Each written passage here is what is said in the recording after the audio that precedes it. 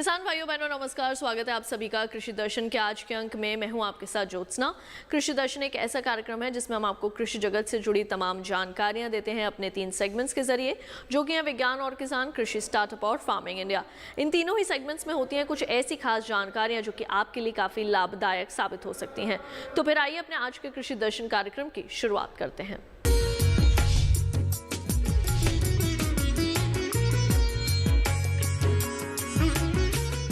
तो आइए कार्यक्रम की शुरुआत करते हैं हमारे पहले सेगमेंट विज्ञान और किसान से। किसान भाइयों बहनों, हाल ही में प्रधानमंत्री श्री नरेंद्र मोदी जी ने कृषि के क्षेत्र को बढ़ावा देने के लिए एक बैठक का आयोजन किया। आइए दिखाते हैं उस पर आपको एक विशेष रिपोर्ट। प्रधानमंत्री श्री नरेंद्र मोदी ने कृषि क्षेत्र के मुद्दों और आवश्यक सुधारों के बारे में विचार विमर्श करने के लिए बैठक की। कृषि विपणन योग्य अधिशेष के प्रबंधन, संस्थागत ऋण तक किसानों की पहुंच में सुधार लाने और कानून के उचित समर्थन सहित कृषि क्षेत्र को विभिन्न प्रतिबंधों से मुक्त किए जाने पर विशेष बल दिया है। कृषि विकास में तेजी लाने के संदर्भ में मौजूदा विपणन व्यवस्था में महत्वपूर्ण हस्तक्षेप करने तथा उचित सुधार लाने पर विशेष रूप से ध्यान केंद्रित किया गया। बैठक के दौरान कृषि संबंधी बुनियादी ढांचे को मजबूती प्रदान करने के लिए रियायती ऋण प्रवाह, पीएम किसान लाभार्थियों के लिए विशेष किसान क्रेडिट कार्ड सैचुरेशन ड्राइव तथा किसानों को उचित आमदनी सुनिश्चित कराने के लिए कृषि उपज के अंतर्राज्य और अंतः राज्य व्यापार को सुगम बनाने जैसे कुछ महत्वपूर्ण मामलों पर चर्चा की गई। बैठक में ई कॉमर्स को सक्षम बनाने के लिए ई-नाम को प्लेटफॉर्म्स के रूप में विकसित करने जैसे महत्वपूर्ण विषयों पर भी चर्चा हुई। देश में एक समान वैज्ञानिक ढांचे की संभावनाओं पर भी चर्चा की गई ताकि खेती के लिए नए तौर तरीके सुगम बनाए जा सके जो कृषि अर्थव्यवस्था में पूंजी और प्रौद्योगिकी का समावेशन कर सके। फसलों में जैव प्रौद्योगिकी विकास के पक्ष और विपक्ष तथा उत्पादकता में वृद्धि और इनपुट लागत में कमी पर भी विचार विमर्श किया गया। इस दौरान आदर्श भूमि पट्टेदारी अधिनियम की चुनौतियों तथा छोटे और सीमांत किसानों के हितों की रक्षा की जाए, इसके बारे में विस्तार से चर्चा की गई। बैठक में इस बात पर भी विचार विमर्श किया गया कि आवश्यक वस्तु अधिनियम को वर्तमान समय के अनुरूप बनाना कितना उचित है ताकि उत्पादन पश्चात कृषि अवसंरचना में बड़े पैमाने पर निजी निवेश को प्रोत्साहन मिल सके तथा जिंस डेरिवेटिव बाजारों पर भी सकारात्मक प्रभाव पड़ सके। कृषि जिंस निर्यात को बढ़ावा देने के लिए ब्रांड इंडिया के विकास, विशिष्ट कमोडिटी से संबंधित बोर्डों, परिषदों के गठन और कृषि समूहों, अनुबंध खेती को बढ़ावा देने जैसे कुछ हस्तक्षेपों पर चर्चा की गई। कृषि क्षेत्र में प्रौद्योगिकी का उपयोग सबसे महत्वपूर्ण है क्योंकि इसमें हमारे किसानों के लाभ के लिए संपूर्ण मूल्य श्रृंखला को खोलने की क्षमता मौजूद है। प्रधानमंत्री ने प्रौद्योगिकी का प्रसार अंतिम व्यक्ति तक करने और हमारे किसानों को वैश्विक मूल्य श्रृंखला में अधिक प्रतिस्पर्धा बनाने पर जोर दिया। कृषि अर्थव्यवस्था में जीवंतता लाने, कृषि व्यापार में पारदर्शिता लाने और किसानों को अधिकतम लाभ पहुंचाने के लिए बैठक में एफपीओ की भूमिका को और मजबूत बनाने का फैसला किया गया। कुल मिलाकर किसानों को बेहतर दाम दिलाने और चयन की आजादी देने के लिए बाजारों को नियंत्रित करने वाले मौजूदा कानूनों पर पुनर्विचार करने पर भी बल दिया गया।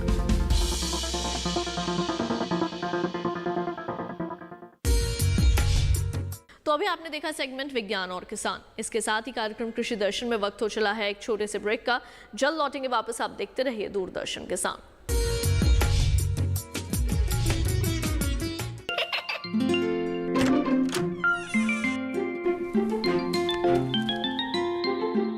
ये क्या हो रहा है? काशवी, इतने कम मार्क्स? काशू बेटा पढ़ा करो, पढ़ोगी नहीं तो आगे कैसे बढ़ोगी? मम्मा मैं भी तो आपसे यही कहना चाहती हूँ, पढ़ा करो। आप पढ़ोगे नहीं तो आगे कैसे बढ़ोगे? मतलब? वो देखो, सिर्फ बैक पर छपा ऑर्गेनिक नहीं, ऑर्गेनिक का निशान पहचानिए। पीजीएस ऑर्गेनिक का ये लोगो उन किसानों की पहचान है जो आज भी परंपरागत विधि से रसायन मुक्त खेती कर आपके लिए शुद्ध फसल उपजा रहे हैं। अब समझे मम्मा, अगर मैं प्योर ऑर्गेनिक फूड नहीं खाऊंगी तो अच्छे मार्क्स कहाँ से लाऊंगी? अच्छा बच्चों, जैविक खेती की इस मुहिम को आगे बढ़ाइए शुद्ध ऑर्गेनिक अपनाइए।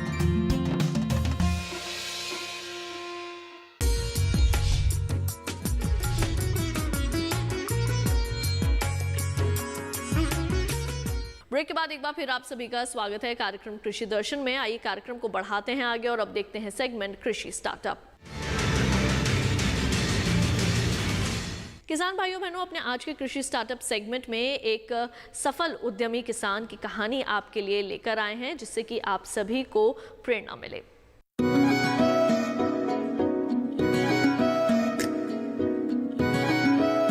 कोटा की सड़कों पर हर सुबह एक खामोश क्रांति चलती है, जो प्रतीक है किसानों के एग्रोप्रेन्योर में बदलने की। बदलाव के उन अगवा किसानों में से एक हैं विक्रम सिंह हाडा, जो अपने बनाए पनीर की सप्लाई में व्यस्त हैं। इनका पनीर भी खास है। ये सामान्य पनीर नहीं, सोया टोफू पनीर है, जो सोयाबीन के दूध से बनता है। और इस सोया पनीर ने बदली है विक्रम सिंह हाडा की जिंदगी की कहानी। हमारे कोटा में सोयाबीन तो पहले से भी होती थी, क्योंकि हमारे पास जमीन कम थी, इसलिए आमदनी हमारी कम होती थी। इसलिए मैं रोजगार की तलाश में भी घूमता था। हमारे कोटा में रोजगार मेला लगा, जहाँ मैंने पंपलेट देखा केबीके का। केबी उसमें लिखा हुआ था सोयाबीन से पनीर बनाया जाता है। तो मुझे बहुत बड़ी हैरानी हुई। तो मैंने केबीके में जाकर के संपर्क करा, तो मैंने ट्रेनिंग करी वहाँ पर 30 दिन की। उसमें लेडीज भी थी, जेंट्स भी थे, लड़के भी थे, ज्यादा उम्र के भी थे, कम उम्र के, सभी प्रकार के लड़के थे उसमें।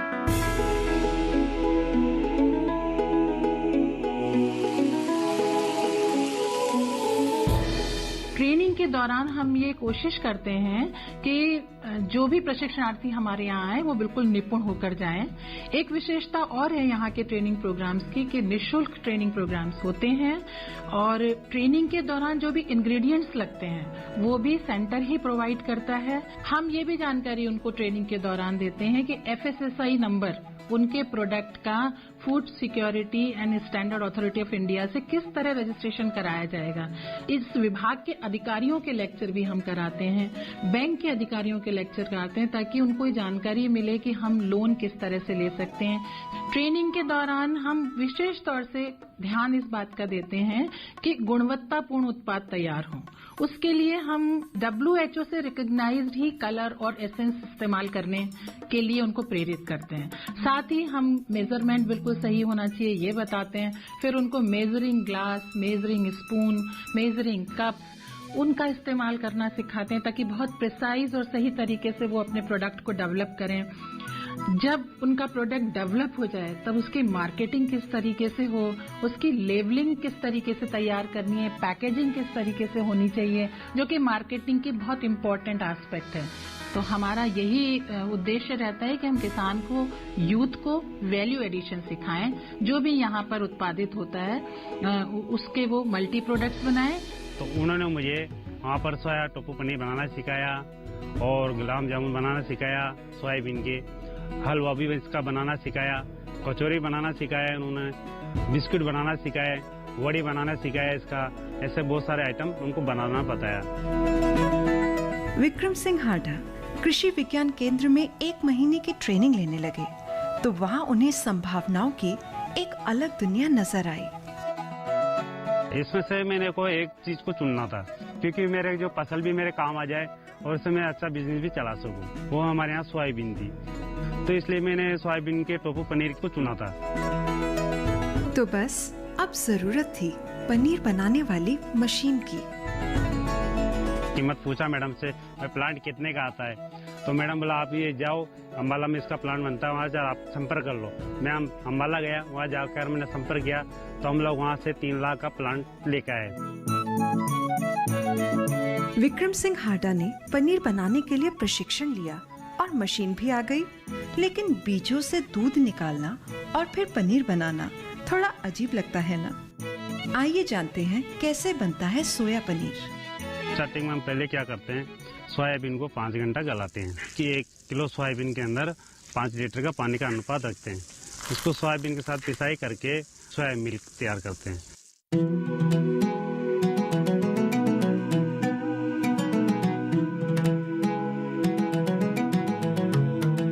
फिर हम बॉईल करते हैं 100 डिग्री टेम्परेचर में।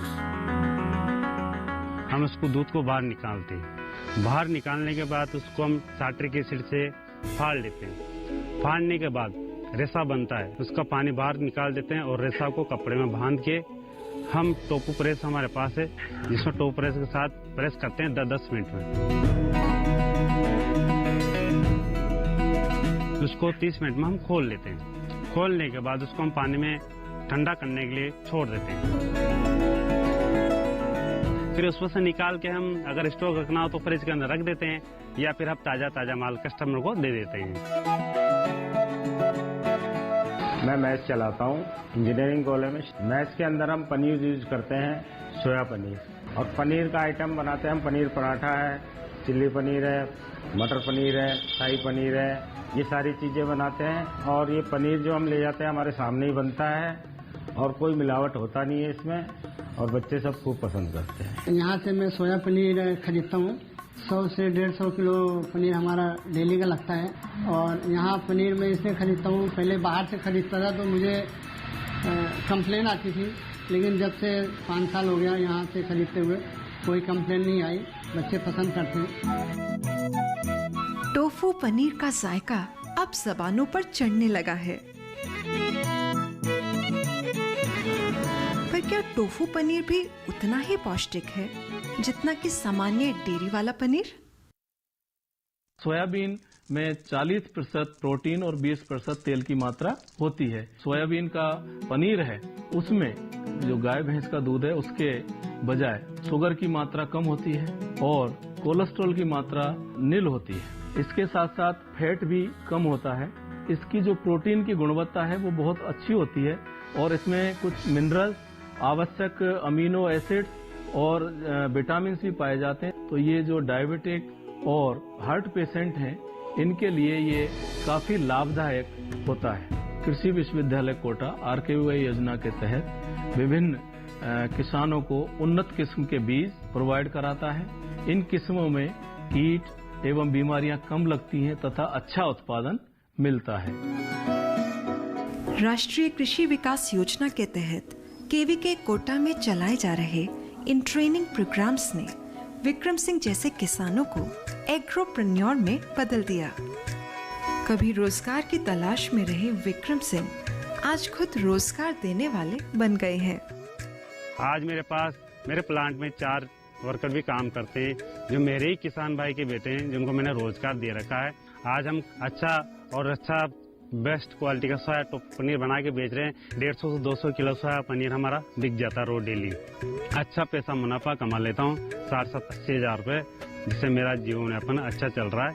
जैसे हमारा सोयाबीन का प्लांट आया है, तब से प्रॉफिट भी अच्छा चल रहा है और आमदनी भी अच्छी है।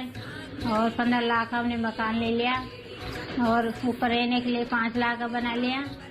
और बच्चे हमारे तीनों इंग्लिश मीडियम स्कूल में जाते हैं। मुझे सोच भी नहीं सकता था कि मैं सोया पनीर में इतना आगे बढ़ सकता हूँ। आज भी मेरा सपना है कि मैं इसको और बड़ा करूँ, आगे और बढ़े। कोटा के विक्रम सिंह हाडा एक मिसाल है। राष्ट्रीय कृषि विकास योजना के तहत किसानों की आमदनी दुगनी करने का काम अब रफ्तार पर है। खेतों में उगी मुस्कान को तकनीक और कौशल विकास के जरिए समृद्धि में बदलना, कृषि क्रांति इसी को तो कहते हैं। तो अभी आपने देखा सेगमेंट कृषि स्टार्टअप। इसके साथ ही कार्यक्रम कृषि दर्शन में वक्त हो चला है एक और छोटे से ब्रेक का। जल्द लौटेंगे वापस कुछ और जानकारियों के साथ। आप देखते रहिए दूरदर्शन के साथ।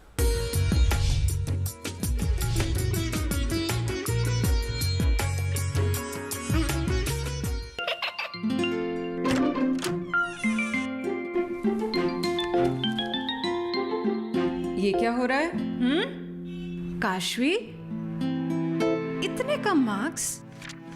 काशू बेटा पढ़ा करो, पढ़ोगी नहीं तो आगे कैसे बढ़ोगी? मम्मा मैं भी तो आपसे यही कहना चाहती हूँ, पढ़ा करो। आप पढ़ोगे नहीं तो आगे कैसे बढ़ोगे? मतलब?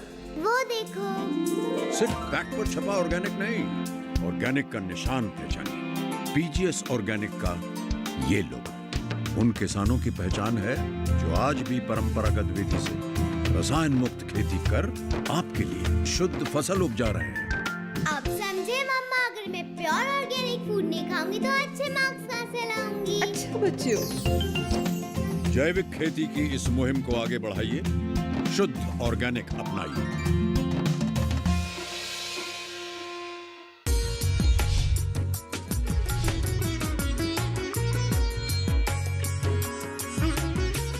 ब्रेक के बाद एक बार फिर आप सभी का स्वागत है कार्यक्रम कृषि दर्शन में। तो आइए कार्यक्रम को बढ़ाते हैं आगे और अब आपको बताते हैं कि अपने आज के फार्मिंग इंडिया सेगमेंट में क्या विशेष जानकारियां आपके लिए लेकर आए हैं।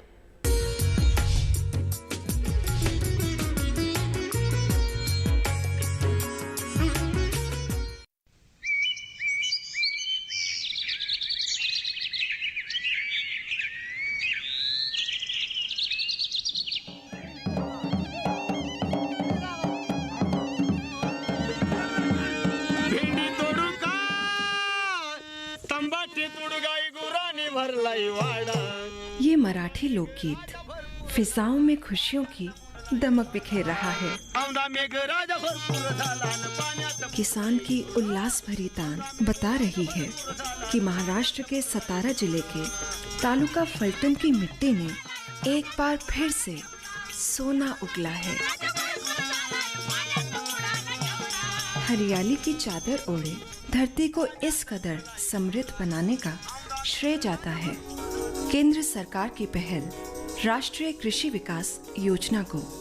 इस योजना ने फलटन तालुका में पब्लिक प्राइवेट पार्टनरशिप के तहत किसानों को प्रगति की राह से जोड़ा है। पब्लिक प्राइवेट पार्टनरशिप आधुनिक खेती का एक ऐसा मॉडल है जिसमें किसान की मेहनत को निजी क्षेत्र की तकनीक मिलती है और इन दोनों को बढ़ावा देने के लिए मिलता है सरकार का पूर्ण समर्थन। तीन शक्तियों की इस साझेदारी का एक ही मकसद है, किसान की उन्नति, किसान की प्रगति। Doubling the farmers income in 2022, ये जो हमारा एम है, इसकी तरफ हम बहुत अच्छी तरह से ये मॉडल से जा रहे हैं, क्योंकि अभी ही पीपीपी में जो उनको अर्निंग हो रही है ये जनरल फार्मर से ही दुगनी हो रही है। सन 2014 में शुरू हुए इस अनूठे मॉडल की मिसाल है सतारा जिले का तालुका फलटन। फलटन में इंटीग्रेटेड एग्रीकल्चर डेवलपमेंट और केबी ने एक साथ मिलकर पब्लिक प्राइवेट पार्टनरशिप के तहत यहाँ के किसानों के साथ कॉन्ट्रैक्ट फार्मिंग की नींव रखी। इस परियोजना का सबसे अहम हिस्सा है किसानों की ट्रेनिंग। हम पहले भिंडी कर रहे थे, लेकिन इतना हमको जानकारी नहीं था भिंडी बारे में। वो कंपनी को कांटेक्ट करने के बाद हमको जब औषध के बारे में जो हम सोच लिया, वो हम सब कुछ हमको अच्छे से इंस्ट्रक्शन मिल रहा था। अच्छे से इंस्ट्रक्शन करने के बाद हम लोग भिंडी ओकरा कर रहा था। उसके बाद अच्छे से सोइंग करने के लिए अच्छा बता देते, औषध फवारनी करने के लिए बताते, कितना टाइम पानी देने का। जो हम खुद भिंडी कर रहा था, ओकरा कर रहा था, तो हमको इतना प्रोडक्शन नहीं मिल रहा था कभी। जब आज हम जो इंस्ट्रक्शन मिल रहे हैं हमको, उस तरफ से हमको हमारा कम से कम 7 टन ओकरा का हम प्रोडक्शन ले लिया है। ट्रेनिंग पीरियड में उन लोग बताते हैं मट्टी परीक्षण या पानी परीक्षण हो, खाद कैसे डालना चाहिए, यूरिया का जो डोज है वो कब कब देना चाहिए, और वो क्रॉप कैसे संभालना चाहिए, और वो जो एक्सपोर्ट का जो मटेरियल निकलता है वो कैसे निकालना चाहिए। इसकी सब जानकारी ये महाराष्ट्र शासन कृषि विभाग और जो केबी कंपनी के जो ऑफिसर है वो हमको खेत में आके देते हैं, तो हम कहीं जाना नहीं पड़ता है और हम अच्छी खासी खेती भी कर रहे हैं, और उसके वजह से हमें अच्छे खासे मुनाफा भी हो रहा है, जो इसके पहले हमें नहीं होता था। पीपीपी के इस मॉडल ने किसानों को सिंचाई की आधुनिक तकनीकों से परिचित कराया। मेरे दादा परदादा और मेरे पिताजी बरसों से पारंपरिक खेती करते थे, जो नदियों से पानी बहाकर खेती में खुला छोड़ देते थे, और फसल आने के वक्त जो पानी कम पड़ता था तब हमारा फसल पूरा बर्बाद हो जाता था। हाल ही में कुछ महाराष्ट्र शासन के कृषि अधिकारी मेरे पास आए और वो मेरे को बोले कि ठिबक सिंचन वो जो है तो अपने खेत में बिटवा कर ले लो और केबी एक्सपोर्ट कंपनी से आपको मार्गदर्शन मिलेगा, उससे तुम खेती करो। माइक्रो इरिगेशन सिस्टम में डिफरेंट टाइप के इरिगेशन सिस्टम होता है। उसमें होता है ड्रिप इरिगेशन सिस्टम होता है, स्प्रिंकलर सिस्टम होता है।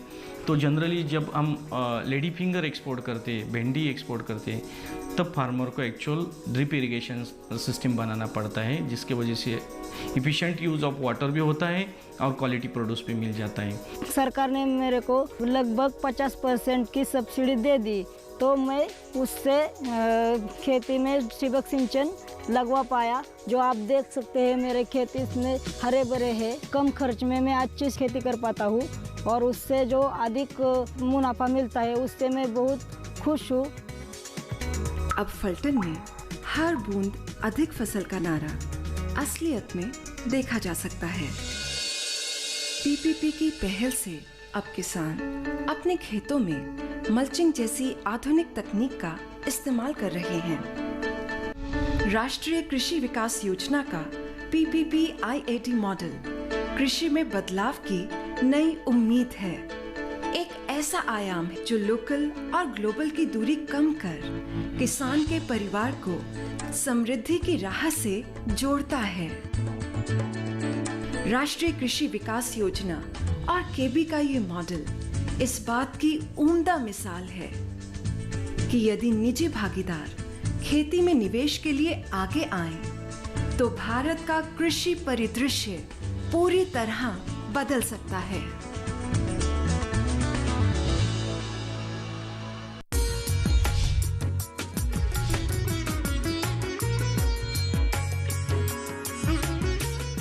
कृषि कार्यों के दौरान जरूरी सावधानियों के बारे में भारतीय कृषि अनुसंधान परिषद ने एडवाइजरी जारी की है।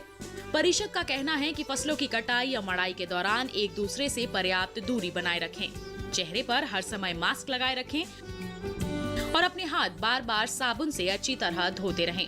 कृषि यंत्रों और उपकरणों की भी साफ सफाई करना बेहद जरूरी है। भारत के उत्तरी राज्यों में गेहूं पकने की अवस्था में है।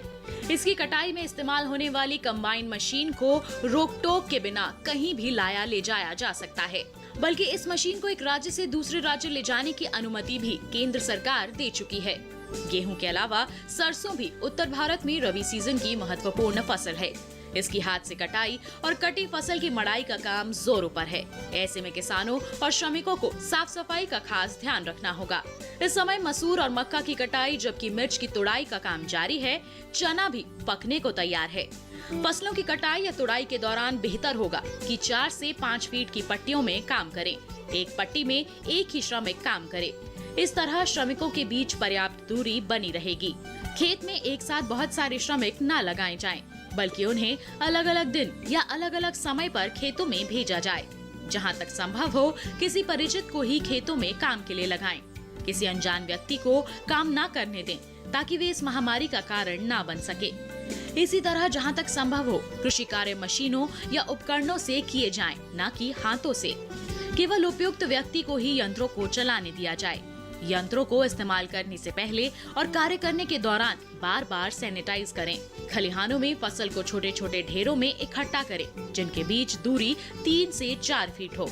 हर ढेर पर 1 या 2 व्यक्ति को ही काम पर लगाना चाहिए ताकि भीड़ इकट्ठी ना हो।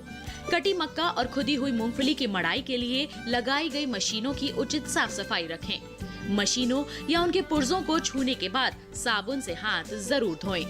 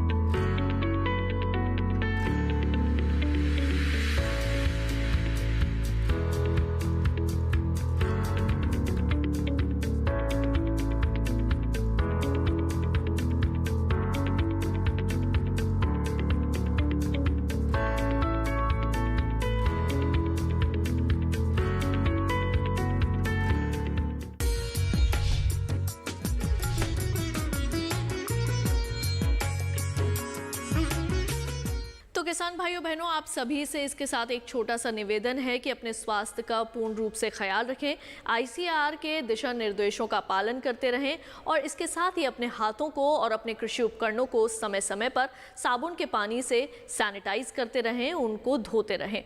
तो इसके साथ ही हमारे आज के कृषि दर्शन कार्यक्रम में केवल इतना ही। लेकिन अगर कृषि दर्शन के लिए आप अपने कोई सुझाव देना चाहते हैं तो फिर आप हमें पत्र लिख सकते हैं। हमारा पता है कृषि दर्शन, कमरा नंबर 10, CPC दूरदर्शन, खेलगांव, नई दिल्ली 110049। और अगर आप हमें ईमेल करना चाहते हैं तो हमारा ईमेल ID है krishidarshandk@gmail.com। तो आज के लिए केवल इतना ही। मुझे दीजिए इजाजत। आप देखते रहिए दूरदर्शन किसान। सोशल डिस्टेंसिंग को बनाकर रखिए। नमस्कार।